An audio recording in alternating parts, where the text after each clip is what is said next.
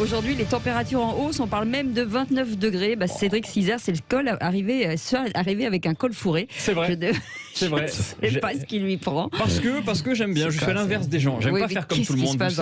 C'est pour ça que je suis coiffé différemment. Vous voulez qu'on en parle hors antenne, qu'on fasse une espèce de petite thérapie, non? Mais non, mais tout de suite, faisons-le à l'antenne, la thérapie. Moi, j'aimerais bien avec Patrick. Alors, non, allez-y.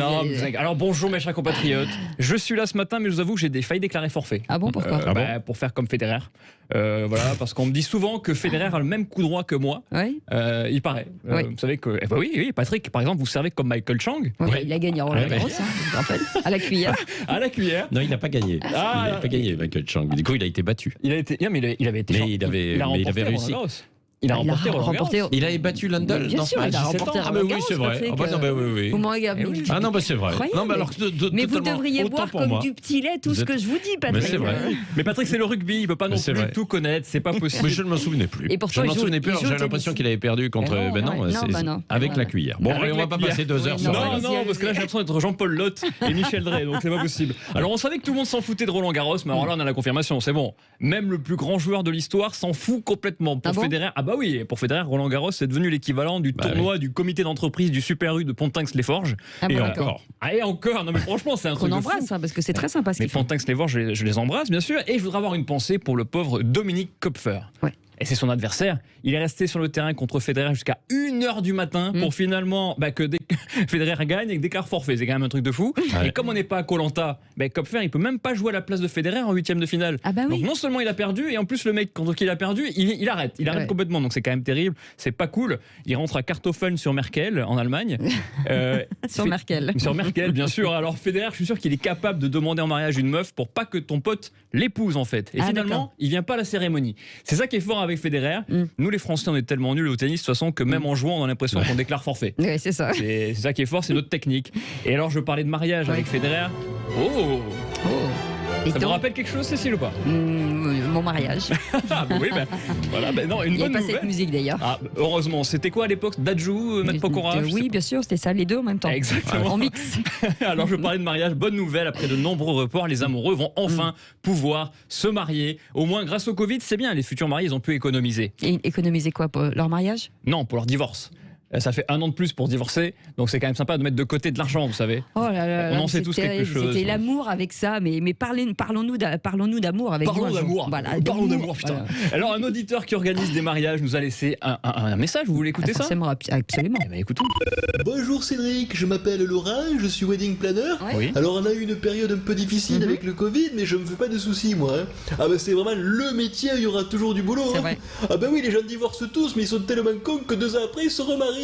C'est pas faux. C'est pas faux. Les gens ne comprennent pas. Les gens ne plus jamais. Vous ne m'aurez plus jamais. Et puis 2 ans après, non. Voilà, c'est ça. Nous on a compris, Cécile, c'est ça qui est bien. Et les meilleurs, c'est ceux qui divorcent mais qui se remarient avec la même personne. Oui, je connais quelqu'un qui a fait ça. Vous connaissez quelqu'un? 3 fois de suite. C'est vrai? Oui. C'est Patrick Roger, ça. Non, pas du mais je sais tout. pas. Pourtant, quand tu chopes la gastro au resto chinois, tu y retournes pas le lendemain. Normalement, t'as compris. Non, au mariage, tout de suite, si tu y retournes. Moi, j'y retourne plus jamais. Il y a encore 40 ans, les couples ne vivaient pas ensemble avant le mariage, vous savez. Mais c'était risqué parce que quand tu te mettais en couple, tu découvrais ensuite que le marié et toi, t'étais incompatible. C'est ça le problème. Mais les gens de cette génération, ils restent quand même ensemble. Et ça, c'est bien, contrairement à nous. Nous, on se sépare comme ça tout de suite. À l'époque, ils restaient ensemble. Regardez tous ces couples au resto qui s'adressent même pas un mot de tout le repas.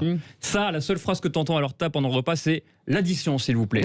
C'est la seule chose qu'on entend. Regardez, on a les noms. L'addition, c'est pour elle. C'est pour elle, bien sûr. C'est elle qui paye. Et donc, en gros, dans un couple, soit tu te parles plus jamais parce que tu divorces, soit tu restes en couple et tu te parles plus jamais tout court. Oui. À vous de choisir. C'est une chronique optimiste ce matin. Voilà. Et alors, en parlant d'optimisme, que faisiez-vous le 17 novembre 1993? Ça dépend à quelle heure. À 21h environ. Vous étiez peut-être Patrick. Pas là. Vous étiez pas là. Patrick était au resto avec Sophie Marceau, son ex à l'époque. Ah bon? Ouais. Oui, je me souviens. Bon, alors vous étiez tous devant la télé à entendre ça.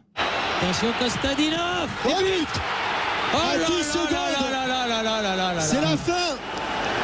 À 10 secondes. À 10 secondes, Kostadinov qui va.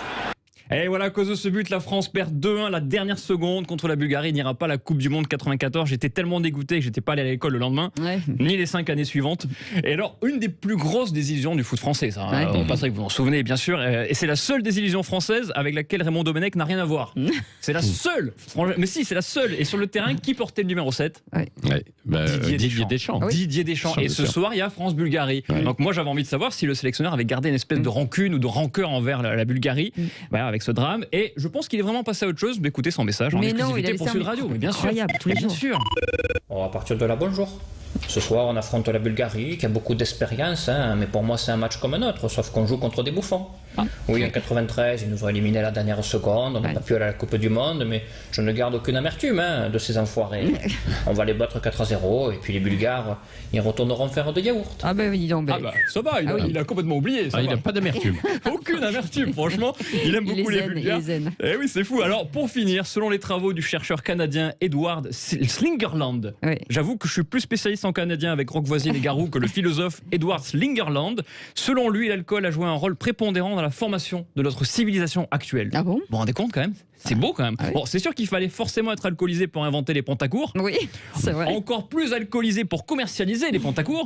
Et complètement alcoolisé pour porter des pantacours. C'est ça. Surtout pour les garçons. Pour les garçons, j'embrasse tous ceux qui en portent et j'espère que vous arrêterez aujourd'hui. Alors, le chercheur canadien loue les vertus intellectuelles d'espace où on boit et on réfléchit ensemble car ce sont des incubateurs de créativité collective. C'est vrai. Ah ouais. Et c'est vrai que quand je vais voir un match du Stade Rennais, les supporters sont évidemment bourrés mais très créatifs dans les insultes. Je veux dire qu'ils ont vraiment un panel d'insultes. Et dans les couleurs sur le visage. Il y a de tout, il y a de tout. Il y a de l'artiste. Et sur l'estomac, et sans l'alcool, notre civilisation n'aurait peut-être pas existé. Alors qu'en pense celui qui est le porte-parole de la civilisation française, Jean Castex? Et des territoires. Et des territoires, qu'est-ce qu'il en pense? On part à Matignon.